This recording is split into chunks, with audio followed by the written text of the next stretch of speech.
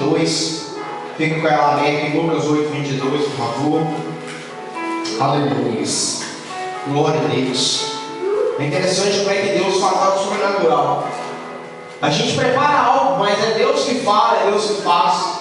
É do jeito dele, né? E da maneira dele.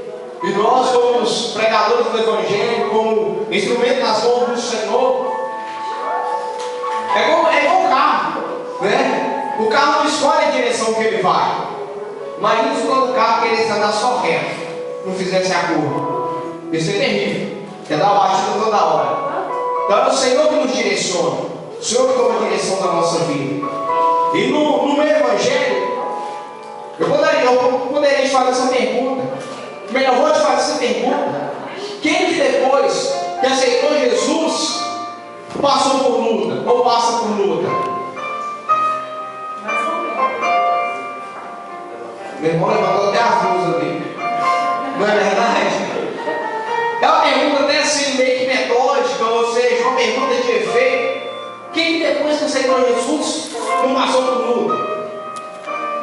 É interessante, muitas igrejas pegam o evangelho de chocolate. Não, vem para Jesus que vai acabar tudo. Você não vai ter luta mais, você não vai ter problema mais. Vem para Jesus. Agora fala comigo assim, o que está escrito em 2 Coríntios 4, 7. Fala assim, eu tenho. Não, meu irmão, desse jeito você me desanima. De jeito eu coloco o microfone aqui, sai correndo até a pedra de casa. A menina começou a correr, tá vendo? A menina até correndo. Ué, ela correu, ué. Ela não esperou eu correr primeiro, não, ela falou. Fala assim comigo, eu tenho um tesouro dentro de um vaso de barro. 2 Coríntios 4, 7 diz assim, depois você pode conferir lá na sua casa. Quero ler com você, livro de Lucas, capítulo 8, versículo 22, diz assim: e acontecendo que num daqueles dias, entrou no barco com seus discípulos, e disse-lhes, passemos para a outra banda do lago, e partiram. E navegando eles, adormeceu, e sobreveio a tempestade de vento no lago, e o barco encheu-se de água, estando eles em perigo. E chegando a ele, os despertaram, dizendo, mestre, estamos perecendo. E ele, levantando-se, respondeu o vento e a fúria das águas, e cessaram, e fez-se bonança. E disse, onde está a vossa fé? E eles, temendo, maravilhavam-se, dizendo uns aos outros, quem é este, que até os ventos e a água manda, ele obedece? Amém? Feche seus olhos nessa noite, faça uma breve oração com os irmãos. Pai, nessa noite, graças por essa palavra, porque primeiro, Pai, que entrou no meu coração, Pai amado, veio a minha alma. Primeiro, o Senhor trata, Deus amado, como pregador. Primeiro, o Senhor fala no mais profundo da nossa alma, para que o melhor do Senhor seja transmitido para os teus filhos. Então, Pai querido, eu sei de uma coisa, que não seja mais eu falar, que não seja mais eu fazer, mas que o teu Espírito Santo me usar aqui neste lugar. Ó Deus amado, sou pó, sou cinza, assim como nós, Pai, falamos aqui nessa noite. Papai, eu tenho um tesouro sim dentro de um vaso de barro. Então, Pai, que esse tesouro tome este lugar. Sim, meu Deus, Tomara que o Senhor tome este lugar. Em nome de Jesus. Aleluia, Deus. Sim, meu Deus, em nome de Jesus. Amém. Amém, Senhor, graças a Deus. Já sente nessa noite. Aleluia. Santo é o Senhor. Tema da pregação de hoje: obedecendo o mandado de Deus. Repete comigo: obedecendo. Vamos mudar um pouquinho. A ordem de Deus. Fala o Senhor: obedecendo a ordem de Deus. Aqui é interessante que nós falamos dos discípulos. E a história aqui nos fala que certo dia Jesus, ele é sentado na praia. Ele entra no barco, começa a ensinar a multidão, começa a declamar o seu belo discurso, começa a ensinar aqueles que ali estavam sentados. Mas ele precisava chegar até o outro lado. E ele fala assim com os discípulos: passemos para o outro lado. O interessante é que ele passemos para o outro lado, ele foi absolvido pelos discípulos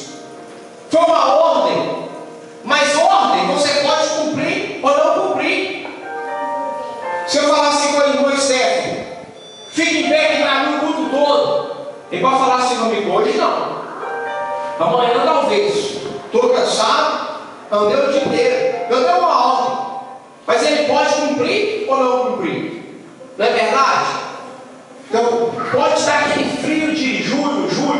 Sabe aquele frio rachando? Você está tremendo, usando 5 cobertos. Eu chegava para o irmão Gilson, irmão Gilson, vou te dar ordem agora. Pula na lagoa.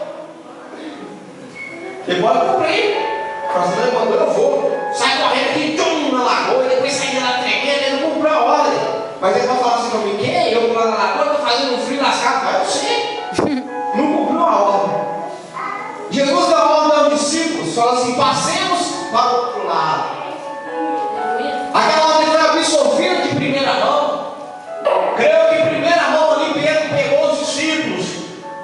O João pegou o outro e falou assim, não, o mestre falou, vamos sim, vamos para o outro lado. Jesus entrou no barco também, se sentou. Sabe o que eu te perguntei? Se depois que você aceitou Jesus, você passou por tudo? Que muitas vezes o fato de nós obedecermos à voz do Senhor nos leva a uma tempestade. Missionário, só já percebeu isso? Que muitas vezes a gente fazer a vontade de Deus nos leva a passar por momentos difíceis. Muitas vezes o fato de a gente querer andar em retidão com o Senhor, em absorver a ordem que o Senhor falou, ser santo como eu sou santo, você não pode mais mentir, você não pode mais roubar, você não pode mais passar por isso, você não pode mais fazer isso, você não pode mais fazer aquilo outro, além dos proporções, situações adversas. No nosso trabalho, quando você ouve a palavra falando assim, quem mente tem por pai o diabo, você coloca no coração e fala assim, eu não vou mais mentir. Aí de cara seu chefe fala assim com você, eu estou aqui, mas se alguém ligar, fala que eu não estou. Aí você fala assim, peraí. Aí você fala assim, eu obedeço a voz do meu chefe, eu obedeço a voz de quem colocou ele aqui. Aí você fala assim, eu vou obedecer a voz de Deus. Aí você chega e fala assim, aqui, se alguém ligar, eu vou falar que o senhor está. Eu posso falar que o senhor não vai atender, mas mentir eu não vou. Aí seu chefe começa a te perseguir. Seu chefe já levanta como uma tempestade contra a sua vida. Fala, não, eu não estou aqui, eu que mando, você tem que fazer o que eu mando. Se eu estou falando para você não falar que eu não quero, eu não vou. Os discípulos escolheram obedecer ao Senhor. Eles levaram isso no meio de uma tempestade. Eles levaram ele no meio do tormento. Aí eu falo assim, livro de Malaquias, roubará o homem a Deus?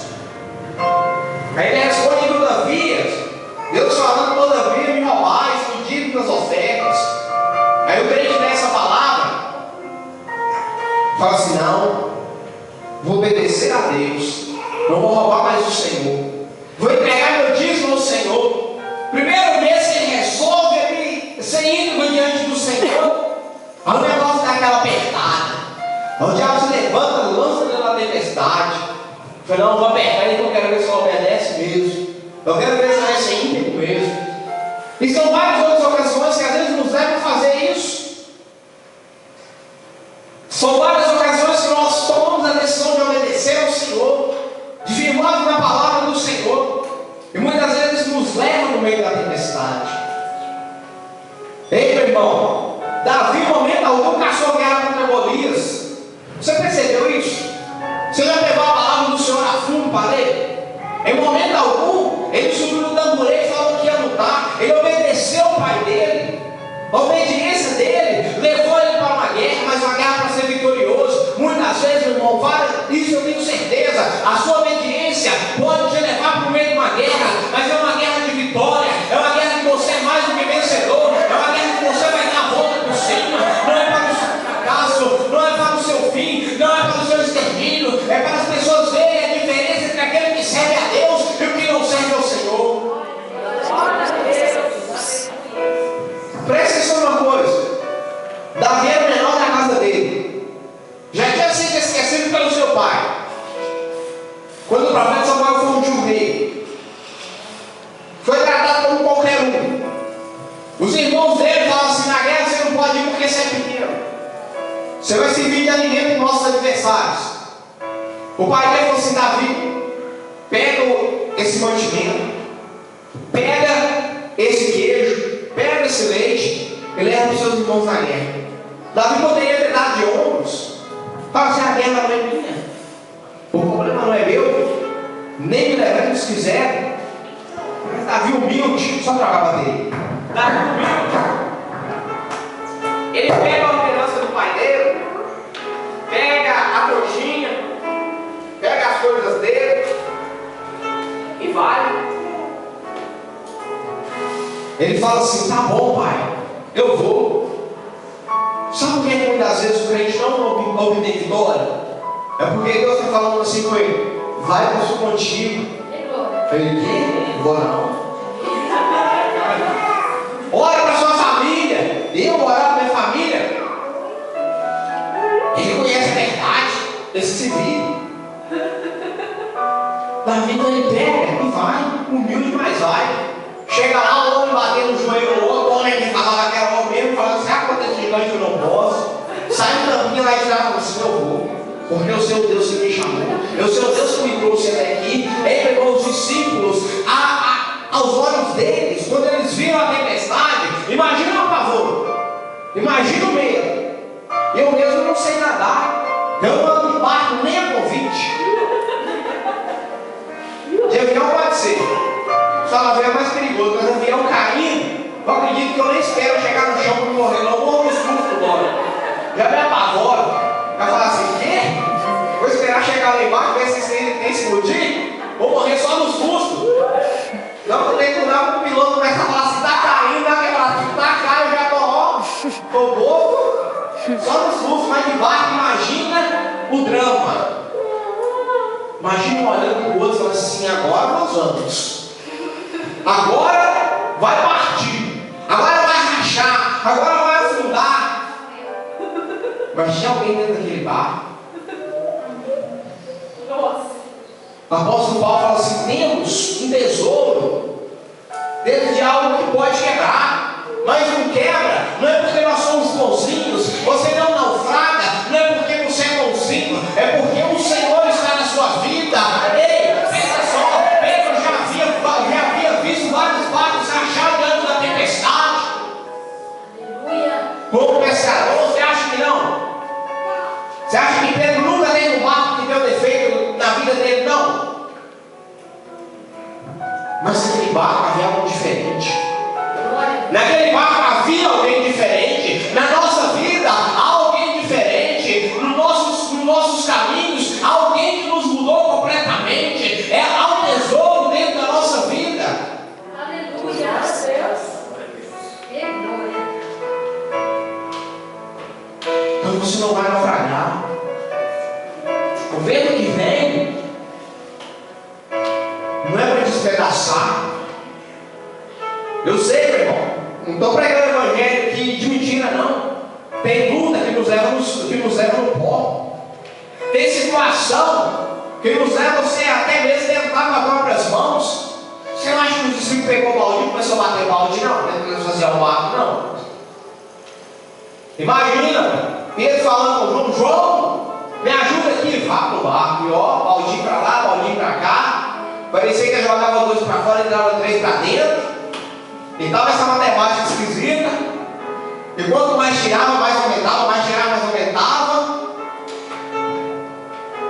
Nós também somos diferentes. Então nós vemos que a gente fica na própria mão da gente. Não, dessa vez eu vou porque eu vou conseguir. Dessa vez eu vou porque eu vou conseguir. Dessa vez, não, eu tenho fulano comigo. Imagina os discípulos olhando para Pedro, né? Pescador, fala: pelo menos ele sabe nadar. Eu não sei montar as costas dele, ele vai ter que me levar. Muitas vezes a gente fala assim: eu vou porque o pastor está comigo. Bora com Maria, filho. Você está mal acompanhado. Porque o pastor por si só não pode nada. O homem por si só é somente um vaso de barro. O homem por si só é somente mais um instrumento a ser usado por Deus. Eu vou porque fulano de tal é meu padrinho. Não tenho padrinho. tem um Pai no céu que é Deus. Imagina que eles se batem a cabeça. E agora o que faremos? Não tinha Chapolin Colorado na época para gritar, e agora quem poderá nos defender? Chapolin Colorado não tinha na época para defender. Chegar com a marreta de ônibus e falar assim, eu. Não tinha, mas tinha um herói dos heróis. Aleluia, Jesus, graças a Deus. Tinha um homem que a palavra do Senhor fala rejeitado, formosura alguma havia nele para que nos chamasse a atenção, assim diz o livro de Isaías. Rejeitado por muitos. Havia um homem que todo mundo olhava para ele, não via nele os olhos azuis como muitas pinturas. Você está falando que Jesus era feio? Não era bonito não. Você vê um judeu de hoje, não é? Pelo biotipo do judeu de hoje, um homem magro, barba, cabelos grandes. O livro de Isaías fala formosura alguma havia nele, para que nós nos chamasse a atenção. As irmãs vão ficar com vergonha, mas eu vou falar. Não tem ninguém aqui desse tipo não, mas vai ter. Graças a Deus que minha esposa já casou. Imagina eu desse tamanho, do lado de um homem. Eu vou colocar, não vou colocar louro não, porque só no louro tem que explicar muita coisa para ele, mas é mentira. Imagina um homem com um porte físico avantajado, alto, aquele queixo quadrado. Tinha um rapaz que vinha aqui que é desse jeito.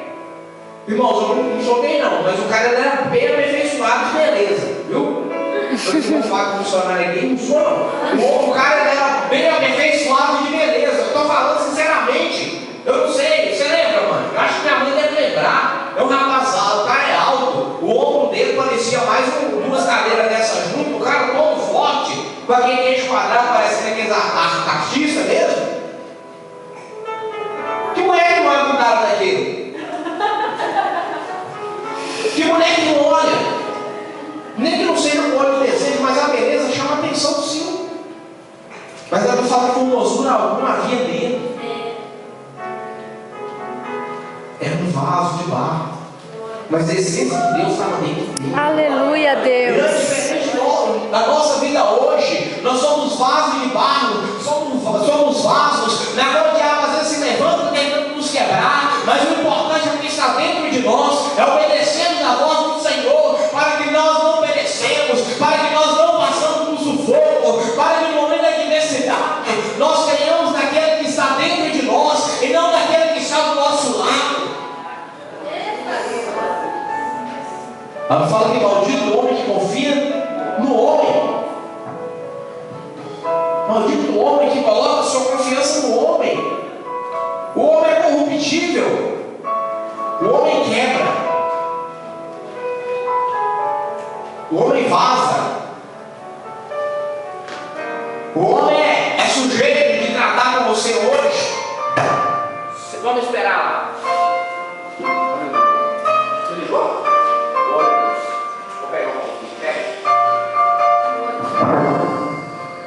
O homem, ele é sujeito a tratar com você e falar assim, pode me esperar lá com certeza. Me espera lá. Aí amanhã você está lá e ele não está. O homem é falho. O homem é sujeito, no momento da glória, ele subiu no pódio com você. Fala, eu sabia que você ia conseguir. Eu sabia que você ia chegar lá. E no momento que você levanta a mão, cai e pedir para te ajudar e fala assim, não te conheço. Você está aí porque se mereceu. O homem, ele faz isso.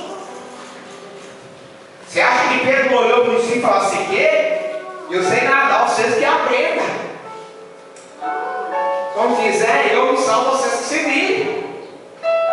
Mas quando eles viram que dentro daquele barco havia alguém que não abandonava, qual foi a reação? Correr para Jesus, correr para Deus. Mas nós corremos para tantas outras coisas, corremos para o homem, corremos para o pastor me ajuda. Às vezes ouvimos a palavra até que nós não queremos. Você acha que os discípulos gostariam de ouvir o que eles ouviram?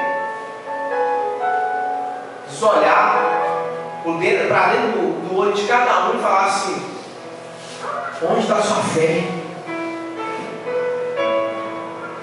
Ou dói?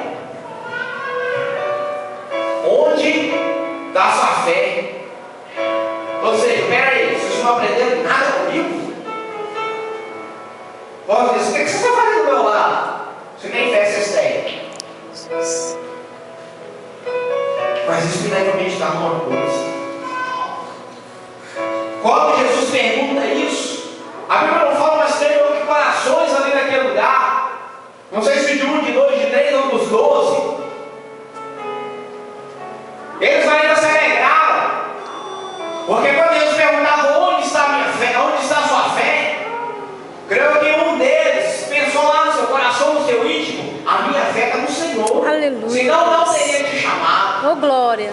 Vamos colocar a nossa fé em Deus. Vamos colocar Jesus no barco da nossa vida. Queremos convidar várias pessoas. Queremos chamar missionária. Queremos chamar um missionário. Queremos colocar a nossa vida nas mãos do pastor. Queremos colocar a nossa vida na mão do profeta. Mas não na mão de Deus. Espera aí. Jesus era onisciente, onipresente e onipotente. Jesus sabia o que a pessoa pensava. Porque quando ali os escribas, fariseus tentaram pegar Jesus na astúcia, Jesus só estava na resposta. Porque Jesus já sabia a pergunta deles. Que prova que ele é o onipotente, tem todo o poder. Quando Pilatos fala assim: eu tenho poder para te livrar e tenho poder para te condenar, a resposta dele fala assim: nada, nenhum poder é dado se primeiro não vir de Deus. Vamos dizer, se primeiro eu não te der, você não tem. Senhor, aleluia, Deus. Tem todo o poder. Obrigado, Ele é o quê? Jesus. Onipresente. Está em todos os lugares. A gente fala isso na Bíblia. Natanael, um homem chamado Natanael, ele era mais velho que Jesus. Quando Herodes ficou sabendo da profecia que nasceria um homem que reinaria, tal, ele mandou matar todas as crianças. A mãe de Natanael pegou ele, escondeu debaixo de folha de figueira, enfiou o menino debaixo das folhas e tampou ele. E aquele segredo foi ocultado entre ele e a mãe dele, porque se vazasse esse segredo, ele poderia ser morto. Jesus falou com ele: eu te vi debaixo das folhas da figueira.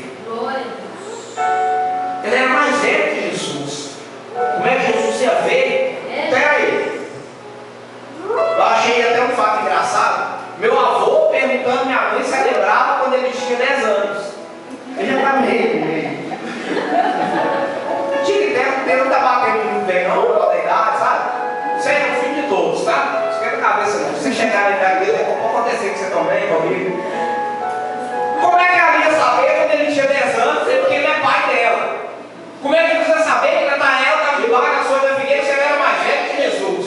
Jesus provou que ele era onipotente. Aleluia, Jesus. Oh, glória. Ele provou isso tudo.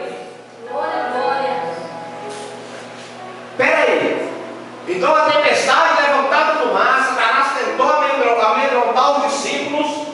Uma tempestade acabar com Deus, que é isso tudo? Nunca. Nunca. O salmista fala assim: Deus está no meio dela. Salmo 46. Deus é o nosso refúgio, é nosso fortaleza, socorro bem presente na angústia, pela qual não temeremos, ainda que os montes se abalem, ainda que aconteça tudo. Versículo 5 ele fala assim: Deus está no meio dela, não será abalada. Deus ajudará o romper da manhã. Glória a Deus. Deus está no meio da sua vida.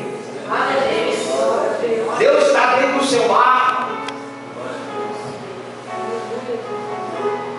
Deus é o Deus que vela pela palavra dele. Jesus não falou assim com os discípulos: missionário Vanessa, talvez nós vamos chegar lá. Missionário Junete, eu acho que vai dar para chegar lá. Já cursando? Eu vou ver.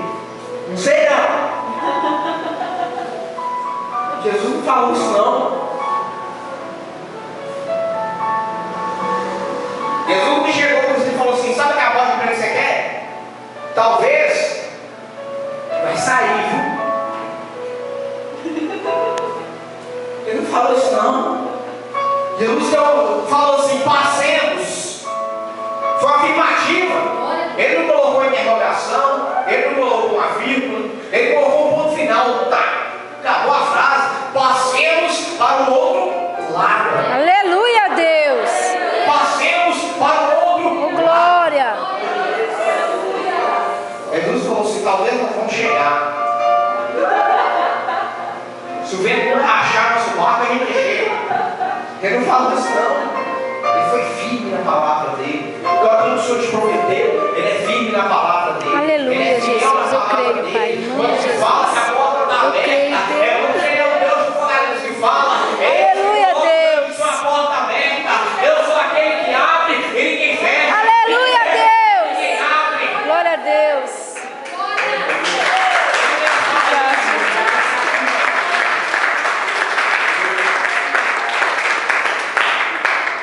Porque ele afirma. Meu Deus não é um Deus de dúvida, não. Mas ele estava dentro de um barquinho frágil. Com homens frágeis.